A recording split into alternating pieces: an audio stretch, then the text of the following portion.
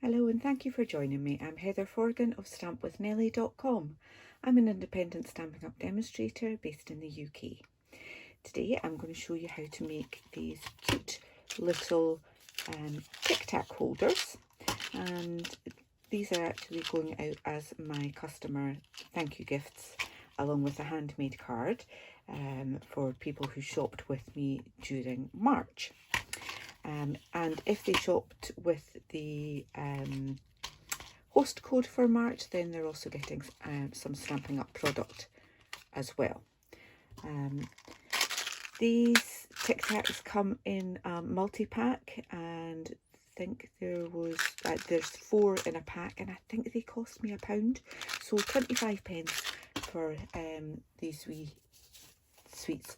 Great bargain. So I'm using Magenta Madness, and the designer series paper that I am using is from the Artistry Blooms paper pack, which is full of lovely bright bold patterns. Will obviously be retiring, so if you like the paper pack, please get it soon.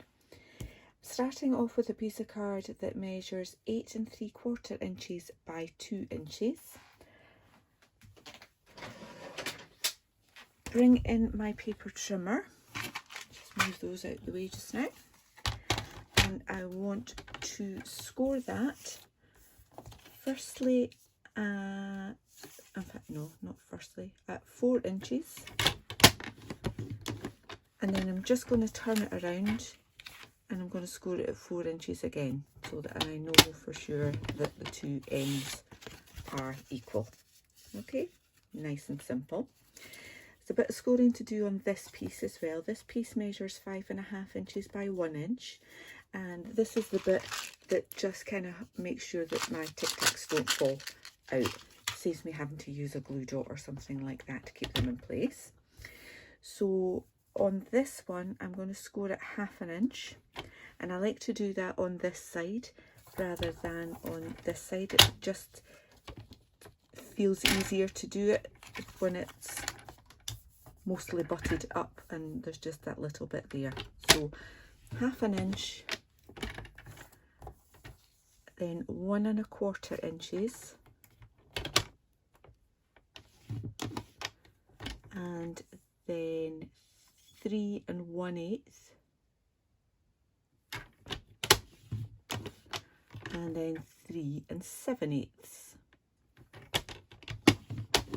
Okay. And then you can burnish them. I'm just quickly folding them. There is an overlap there, and I'll show you how to add that on there. This piece I've got for stamping, and these are the pieces of designer series paper, so I've decorated it on both sides there.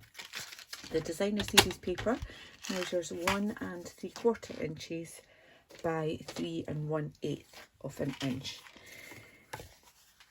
I'm using the scallop tag topper punch.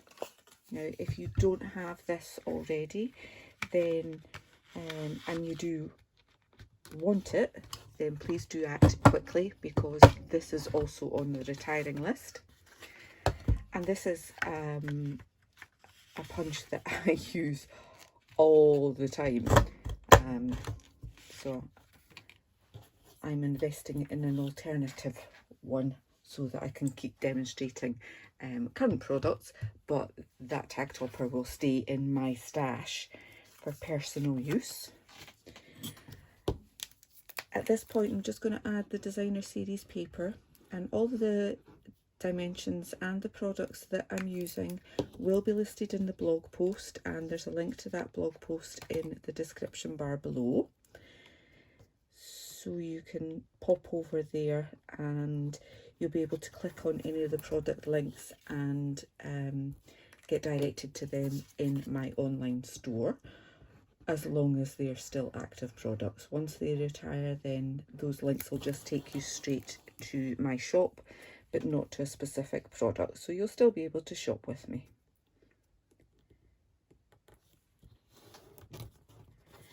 Okay, so that's the main part off that. For this piece, I'm going to add the glue to the short panel there. And then I'm going to add it just up a little bit, 1/4 of an inch maybe, and in a smidge, which probably is about 1/16 of an inch or something like that, but just a little bit there. And it's just so that you don't see the this bit sticking out there, so it's just a little bit shorter. Okay, now I want to add glue to all of this bit here, and the easiest way to do this is to, oops, she says easy, not so much, is to fold it along that line there. Okay, press that down, and then when you open it up, you've got a little bit there as well. And I've managed to get glue on my sheet there. Stampin' Up don't sell these adhesive-free erasers any longer, but honestly they're a godsend for people like me that are just so messy. And I'm going to put a little bit of glue on there just to hold that in place as well. That's not strictly necessary because your ribbon will hold it closed at the top, but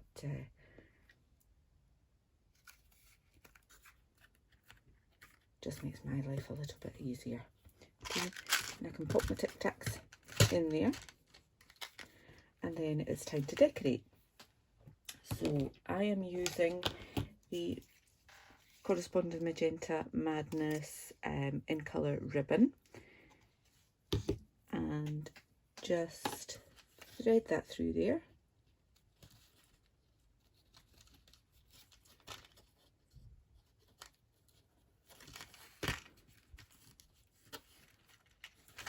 Roughly how long you'd want it, and then you can trim off the ends if, like mine, it's a little bit frayed.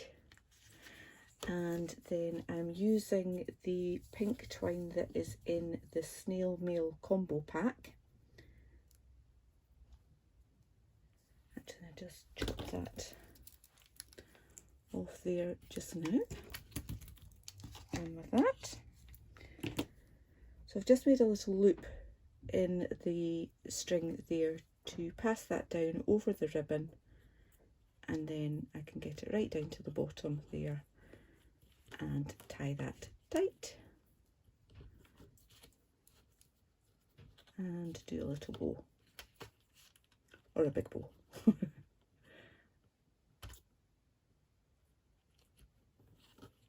we go. All right, I can take that clip off. That was just really to help me keep it in place whilst I did that bit. Shorten the loops on that a little bit. Take that down, and I'll just chop that there. There we go. I can tidy that up. See, I'll just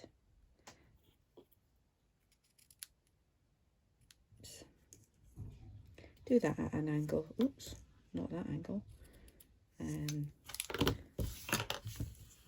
To help it not fray.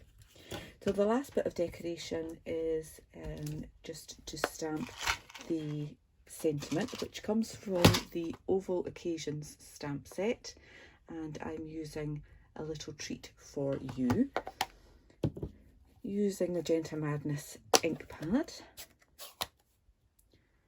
Just a few taps,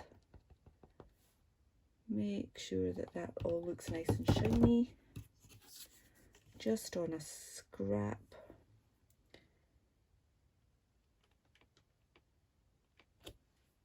Perfect. And then this double oval punch is currently available with this stamp set as a bundle. The stamp set will be retiring when the mini catalogue ends in June, but the punch, the double oval punch, is actually continuing over into the new annual catalogue, which launches on the 3rd of May. So we've got a little bit of an overlap on the two catalogues. So for a little while you'll be able to still buy the punch as a bundle with the stamp set while the stocks last, but then after June the stamp set won't be available, but you'll still be able to buy the punch. Another thing that is retiring, so sadly, is this small balloon punch. I have used this so much, and will really be sad to see it go, because as you saw, it's so easy just to punch out lots of little flowers from a scrap of card really quickly and easily. I'm just bringing in, this is just a cut off piece of a Stampin' Pierce mat, and the reason it's cut off is because I melted the rest of it with my heat gun. So I cut it into bits, which makes it nice and easy to just have a bit at the side of my desk for whenever I want to shape flowers like that. Honestly, I'm so haphazard sometimes, and I think my parents probably would have called it cat-handed. I'm not left-handed, which is, but I'm just really clumsy most of the time. So it's not a surprise that I kind of didn't entirely melt it, it just kind of singed a little bit. And then my final touch for those are some of these little pearl gems, and I'm using just the smallest ones here.